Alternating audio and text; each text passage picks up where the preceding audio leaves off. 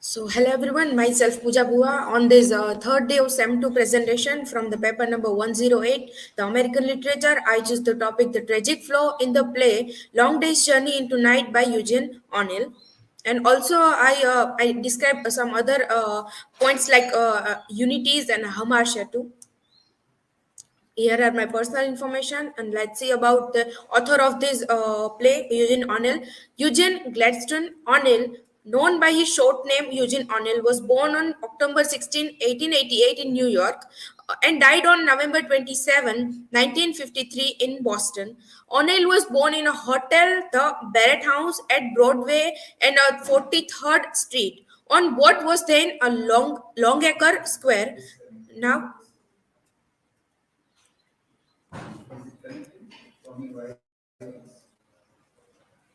Your laptop is connected. yeah.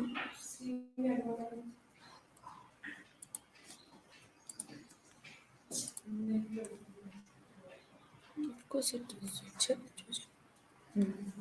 Yes, summer.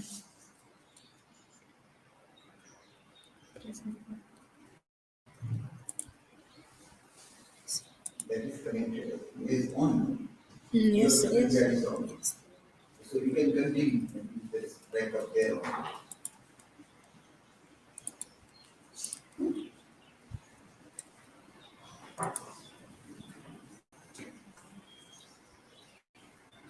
So let's continue. O'Neill was born on Longacre Square, and now it is known as Times Square in New York City. He was the foremost American dramatist and winner of the Nobel Prize for Literature in 1936.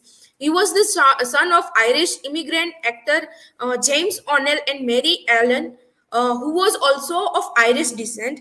His father suffered from alcoholism, his mother from an addiction to morphine, prescribed to relieve the pains of the difficult birth of Eugene, who was her third son. So Eugene, he has three brothers. The one also described in the play, Edmund, who died.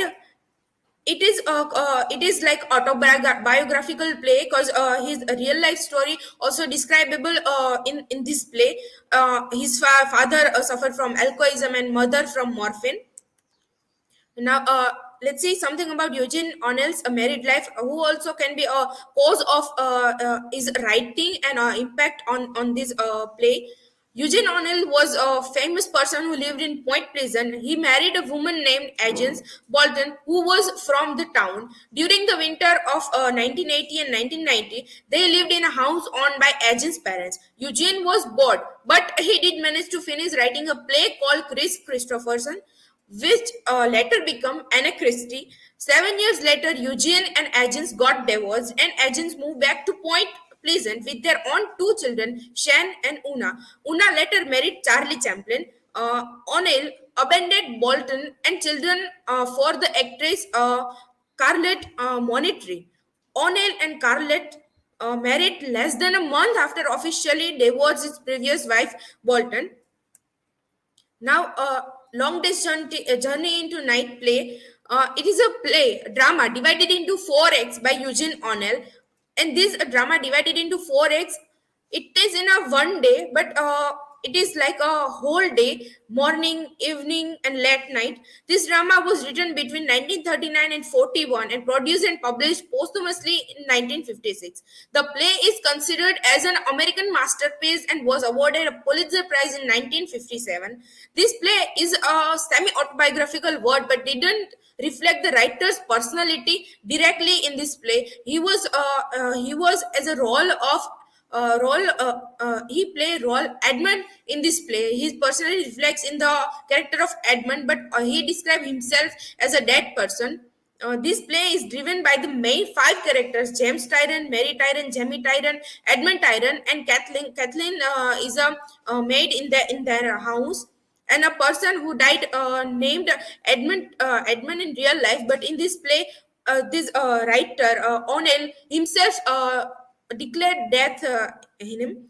These five characters are drawn by their own thoughts, prejudice, insecurities, and addiction, which make them lose their mind and temper with each other and get caught into the past.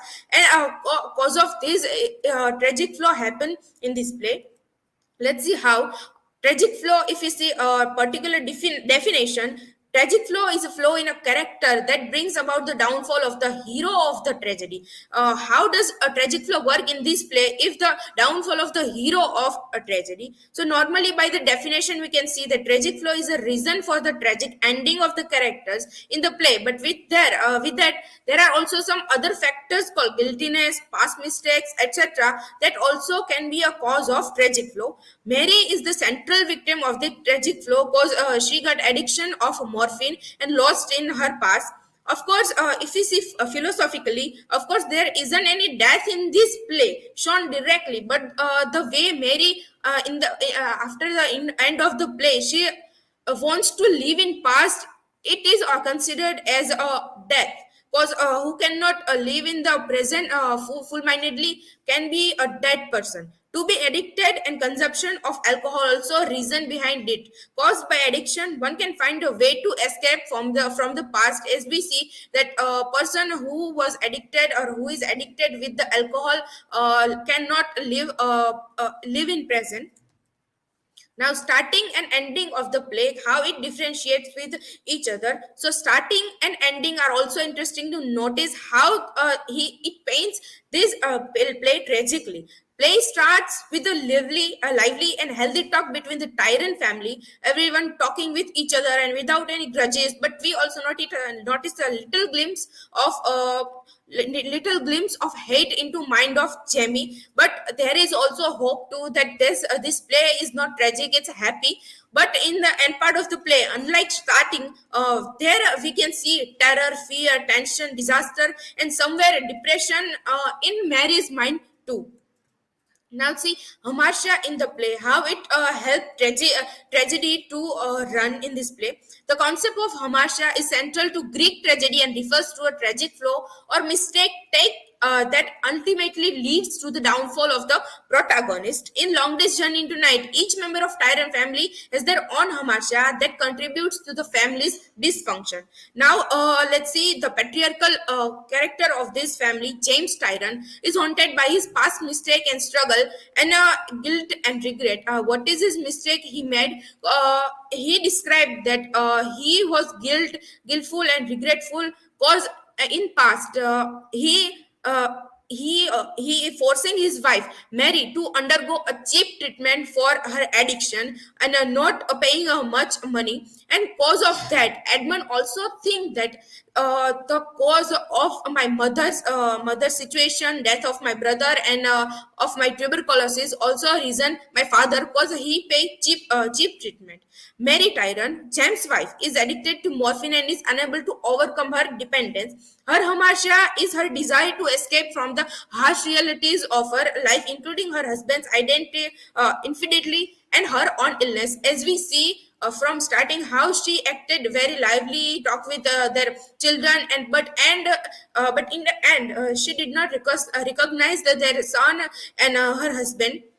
James Tyrant, the couple's oldest son, is a failed actor who resent his father for forcing him to pursue a career in the theater. His Amasha in his bitterness and anger, which he directs towards his family and himself.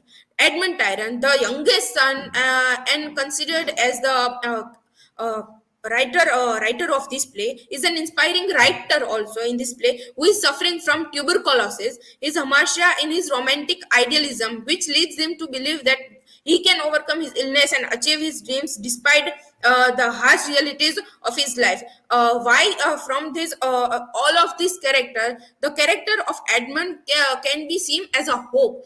The reason behind it also seemed to be because he is a writer and he did lot of literature, and he has thinking process in his mind, like how life works and how the reality of life works.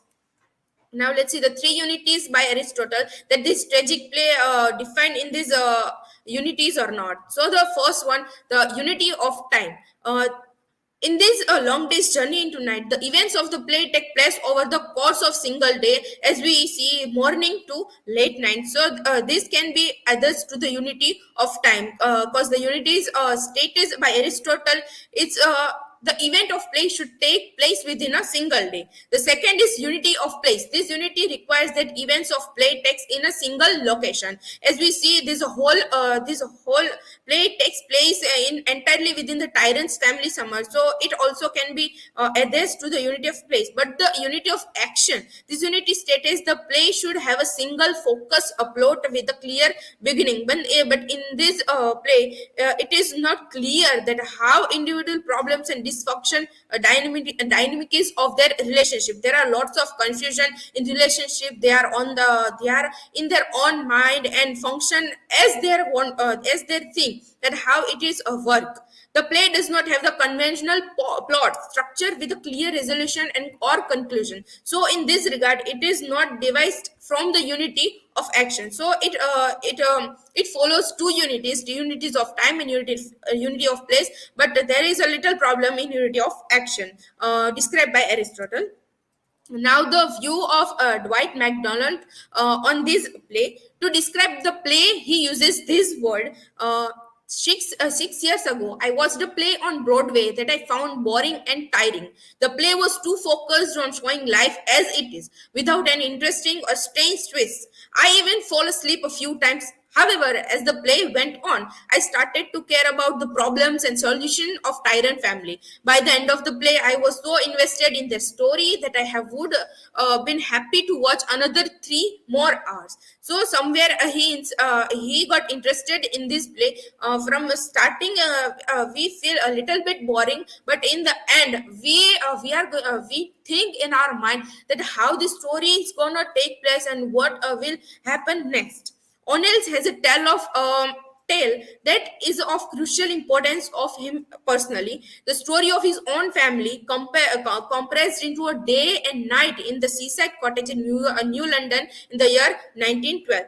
The theme of one of high tragedy, the unsuccessful struggle to escape the consequences of past action. We see the most of this theme considered with Mary, because in the past she took her gown and wants to live in past better than her present.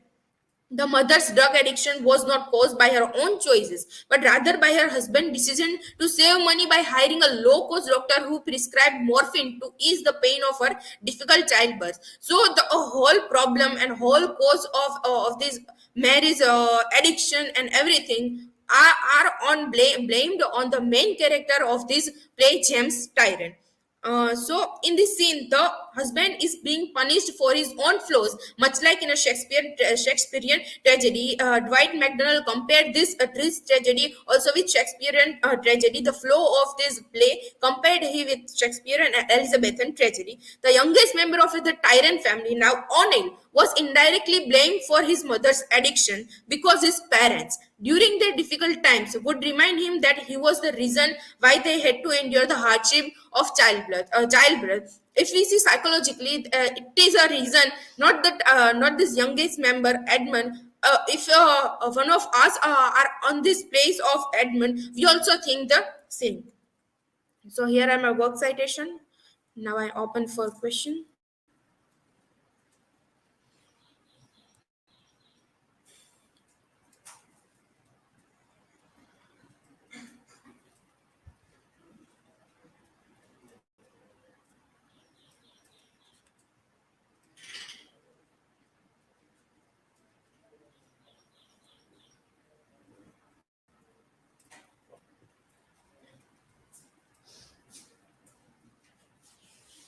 Pooja, how does the tragic flow of the play relate to human suffering and condition?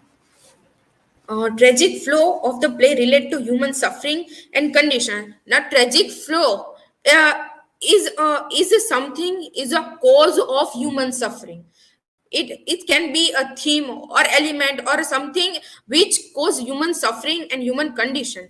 If we suffer from something like in this play, she is suffering from addiction of morphine and he's suffering from alcoholism. So there are suffering from that past. That's why they consider consumes and addicted for this consumption, and that's why it caused tragic flow. So tragic flow of the prey relate to human suffering in this way, and that tragic flow and that consumption and alcoholism can be a reason of their condition, that how they want to live in past better rather than present.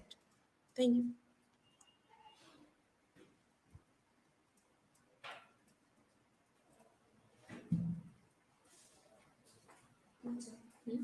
How tragic flow is connected with Mary and James.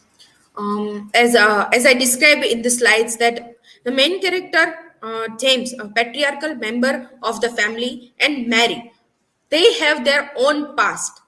Of course, James Jr. Edmund has their own past and has a reason of their own tragic flow. But Mary and James has a better reason for the tragic flow, cause James has a burden in his mind that all the problems that happen with my children and my wife is cause of me, that I didn't pay much money for her addiction, and the process of childbirth caused tuberculosis to Edmund. So the tragic flow of Mary and James is connected with their past, with their children's birth, and his less treatment with money. Thank you.